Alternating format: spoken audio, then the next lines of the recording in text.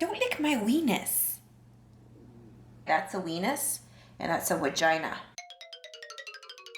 Welcome to my vlog. I'm Sarah, and I'm currently eating my cauliflower mashed potatoes. Keep watching this vlog because I show you how I make them.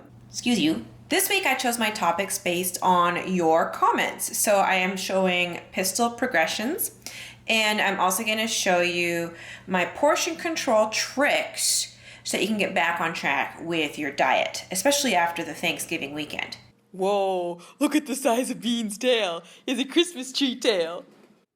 I used to have chronic knee pain, so I never thought in a million years that pistol squats could even be in my repertoire. So I want to share with you how I overcame my knee pain and how I was able to learn pistol squats. This required a commitment to improving my mobility, my flexibility, and my strength. I had a lot of imbalances that needed to be addressed. So you can see I like to work a lot on opening up my hips with Russian baby makers and various themes and variations of that. And the frog stretch, which mimics the position you're in at the bottom of a squat. And, oh, they're always involved. The lizard stretch, and you can see I'm circling at the hip there, trying to open it up. And then I put my arm right down at my foot. You can see the elbow touches the foot in the pigeon stretch. My biggest regret is that I didn't take the time to earn my flexibility and mobility. I waited until the spring of 2016 to fix it, and I had to fix it because I had so many imbalances that were causing me discomfort. So this is something that takes time and daily consistency.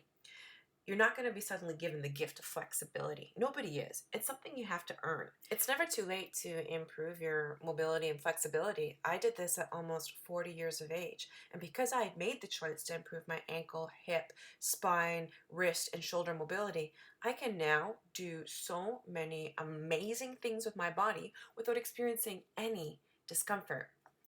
Same is true for strengthening. You can't just do pistol squats to learn how to do pistol squats. You need a methodical approach. So this is how I went about it. I devote a lot of time to accessory work. It's not sexy. You can see I'm doing clamshells with the band, a lot of air squats, and this is your prerequisite move. If you're not air squatting the way I am right here, then you need to get to work on that before you start trying to do anything else. Again, this is the prerequisite, and you need enough hip and ankle and T-spine mobility to be able to do this. If you have knee pain when squatting, pay attention. Notice that I descend at the hips first before I even dare bend my knees. Hips first, then knees. Got that? If you initiate the motion with your knees, you're going to put so much shear force on your knee joints that could eventually cause you knee problems. Now you can see I do a lot of unilateral work, and this is what's helped me to be able to do the pistols. You saw the lunging, you see the bench step-ups, and you can make it more advanced by using a higher bench and by adding weights. And the split squats, these are so important to do. And you're probably going to notice that there's a discrepancy. One side is stronger than the other, and this is true for me. So when I do pistol squats, you're going to notice that I can do them successfully on my left leg, but I'm not quite strong enough yet to do it on the right side. See what happens? So I use the rings to help me with my weaker side, as well as using the bench. And over time, I'm going to lower the height of that bench. I also use a plate as a counterbalance, which makes this easier, believe it or not. So what I can do is work eccentrically on my weak leg. So I go down, and oh, I can't quite do it, but it doesn't matter. I'm just going to focus on some eccentric work for that leg. So I use the stool, or you can just sit down to the ground. I recommend the stool so you don't hurt your tailbone. Remember the squatting rule I taught you? How you initiate the motion with your hips first before you bend the knee? Can you see that I'm applying that rule to the split squat?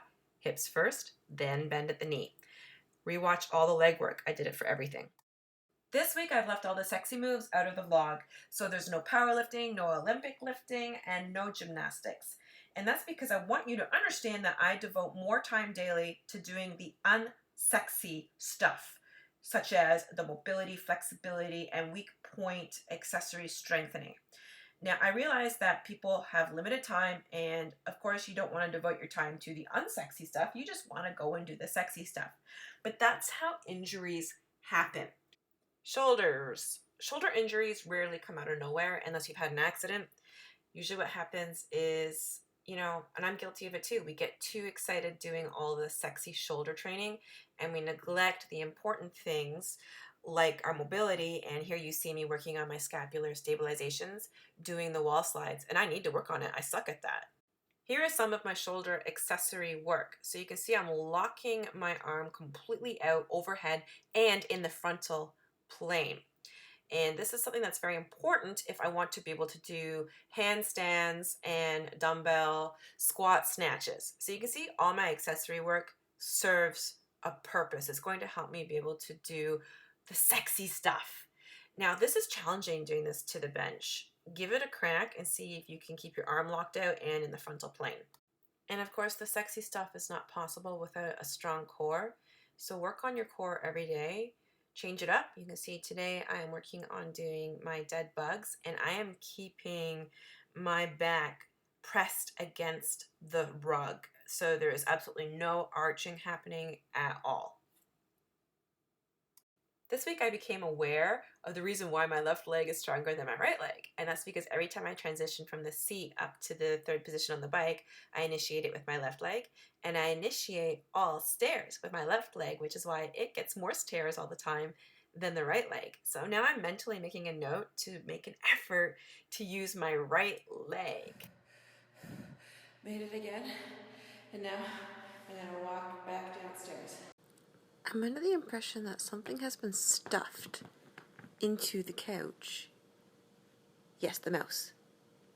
I totally relate to this. There's something about fuzzy blankets that also makes me feel this happy. Kitchen stuff. So it's 5 o'clock and I'm ready to break my fast, and I want to show you a few of my favorite things. I'm making a peanut butter and banana bagel. This is a whole wheat bagel. It's 130 calories. I'm using the peanut butter cookie flavor. It's so good. I mixed a quarter scoop with a little bit of water. You get the idea. I slathered it, and I'm going to decorate the bagel with my banana slices. This reminds me of my childhood. Now, I can't be trusted with peanut butter because I will eat the whole jar. The portion control packets are totally legit. Another option is to use powdered peanut butter. But I wanted to use this because it tastes awesome and I wanted the extra protein. Ta-da! Oh my god. That is so freaking good.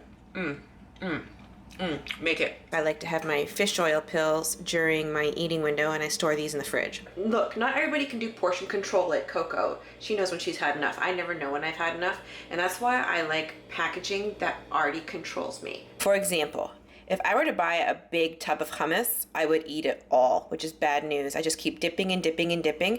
Same is true for crackers. I'll eat like half a full box of crackers in one sitting. So something like this completely controls me. Let's talk about fruit. Nature has conveniently portion controlled certain kinds of fruit, like a banana and an apple. I'm not anti-fruit, but I know that certain formats, I will overdo it. Like if you give me a big bag of grapes or berries, well, I'm gonna eat every single one of them in one sitting. Look, I'm just as human as everybody else, and there's certain times of the month where I just find that I want to eat everything. And so that's when I wouldn't buy foods that encourage me to eat everything. I would buy portion controlled items. This is the portion controlled peanut butter. Something like this I can be trusted with. I also confess that lately I haven't been eating as many vegetables as I should be, so this is my trick to remedy that. I'm going to make my cauliflower mash potatoes.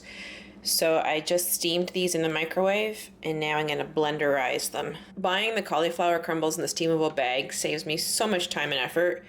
And I added the black pepper, my chicken broth, and I'm going to use butter sprinkles. And if that makes you crap at chicken, you can go ahead and use butter. Being this is going to scare you when I turn it on. Oh, it's not. Oh, mess. Oh, crappy crap. Take 2. That doesn't seem right. I suspect that was supposed to be here. And this is brand new. Ta-da! Thank you for helping. For more diet tips and recipes, check out my holiday guide. It's free, and it also has 2 of my accessory leg workouts, great coupons, and a giveaway. Ooh, look what arrived in the mail. I love getting random boxes of fit crud in the mail. Who doesn't? Ooh, I love these. The Mighty Muffins. You just add water and throw it in the microwave. Oh, look, a ball sack and a pair of balls. This ball has enticing bumpies all over it.